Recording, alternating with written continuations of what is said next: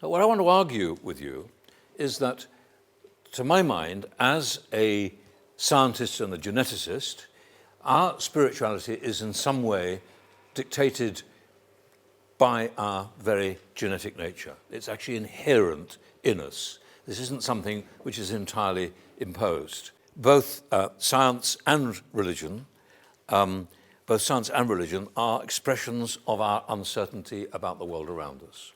We believe, or we try to believe, or we pray because we're uncertain of where we've come from, where we're going to, what will happen to us.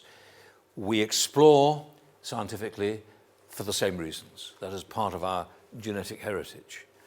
There is a notion in the Hebrew tradition, in the Jewish tradition, in the Orthodox tradition, of what is called pekuach nefesh.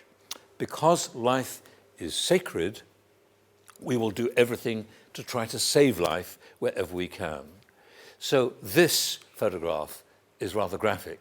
This is developed from a single cell in my laboratory, a single embryonic cell in my laboratory, taken from an embryo, human embryo, and it's made a mass of heart muscle. And if you look at it, it's beating around 70 beats per minute.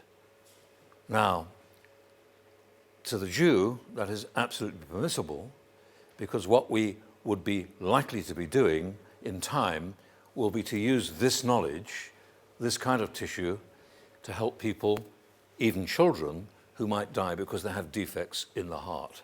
We've had these differences of opinion about the status of the human embryo, for example, where, of course, there's been that view that the human embryo is seen as a person.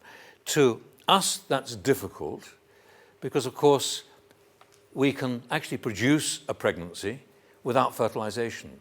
To argue that conception occurs as a result of fertilization is shown very clearly in this mouse of Dr. Kono's.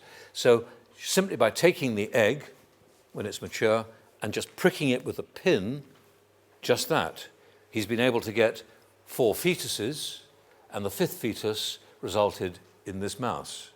Now, is that mouse a mouse, or is it a figment of our imagination? If life begins at conception with the notion of fertilization, it can't be a mouse, but it clearly is. From time to time, in the Jewish religious tradition, with that background of questioning, we have to constantly reassess our position and the laws and the principles which confront us in everyday life. And I think that's very much part of the rabbinical tradition, which is why very often I go to Michael when I want a rabbinical decision on something that I've done, like stopping talking. Thank you. Thank